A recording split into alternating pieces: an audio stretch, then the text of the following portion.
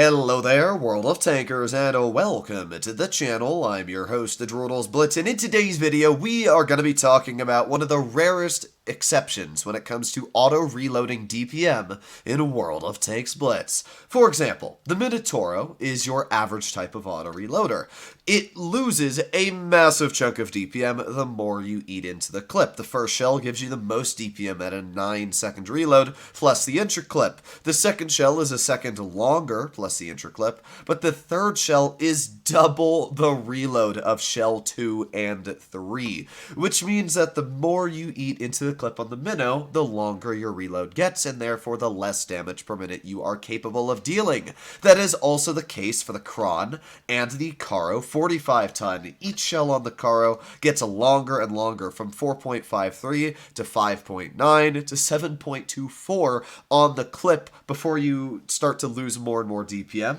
And as well, that is the case for the Kron. It didn't used to be like this for the Kron, but Wargaming changed it, so now the first reload is 7.87, then it goes to 8.79 and finishes off at 12.5. Even with the 3-second intra-clip, the first shell still reloads about 2 seconds faster. There's only one auto-reloader available in World of Tanks Blitz in Tier 10 currently that gains damage per minute as it dumps the clip, and that would be the Progetto 65. As we can see, the first shell takes 5 seconds to reload, but if you add on the 3-second intra-clip, that means it actually takes 7.98 seconds to reload. Compare that to the first shell that takes 7.7 seconds to reload, and that means if you shoot your third, your second, and then your first shell, you're going to have the most DPM potential just reloading that first shell. It is a really unique concept that I personally love about the Progetto, and because of that, it makes this one of the most competitive auto-reloaders in the game.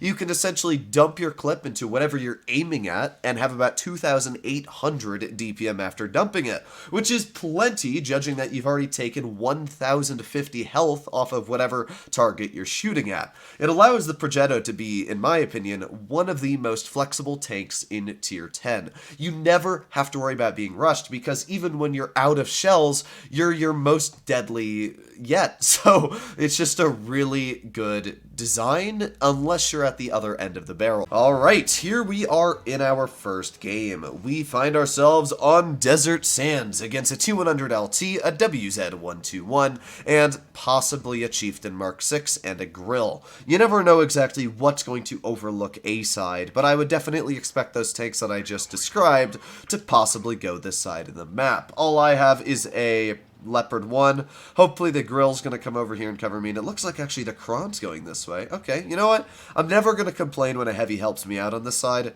The only time I get a little bit worried is when nobody goes this side. So we can see the T100LT is rushing over here, and we're going to get one easy shell into his tank for 319. Then the T100 might give us another shot, and there you go. Another free, easy slap into his tank. With that, we've already been able to show what an auto-reloader can do, and that is a massive chunk of damage to that poor T100LT. Now our Leopard is going to rush the guy, get a nice shot in it, and our Kron's actually going to hit that, although it looks like he just went over the ridge. Now we've got the M6 Yo, who is definitely going to be a threat, so what I'm going to do is I'm going to drive all the way wide like this, making sure that that Yo will not detect me, and oh, okay, well, we also got the 121 over here, so what I'm going to do is I'm just going to flat out rush the 121. This Yo is going to try and hit me, but I'm hoping that my Leopard is going to help me out. I'm going to distract, dump my full clip into the 121. Yo is going to push me, but it shouldn't make too much of a difference because he only has one shell, as you're going to see there. So the Yo essentially just kind of killed himself. We're going to wait for our second shell to load in just because it's not like we're actually going to lose any DPM.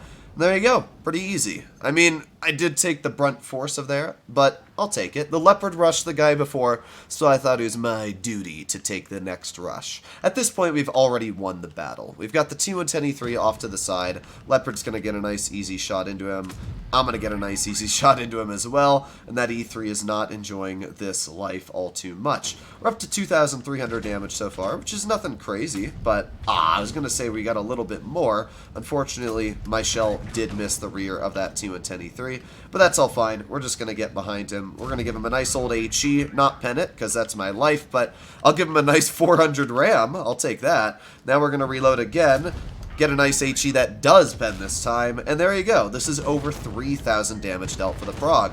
You can see just how quickly the Progetto can farm damage due to the fact that even slightly positioning 10 seconds in front of you can get you to load 2 shells into the barrel, which is a lot. So that first game we were able to deal 3,500 damage. A very quick game, but a very effective game at dealing all of that damage. I will give my Leopard a thumbs up. Actually a very effective teammate. It's rare to get teammates that help you out, but that Leopard was definitely a big help and allowed me to push without really having to worry about being killed. Even when I was playing very over aggressive with that 1-2-1 and sometimes teammates won't help you there, that Leopard stepped right in and helped me out, kind of like a tune-mate. So I'm happy to have him as a teammate for once.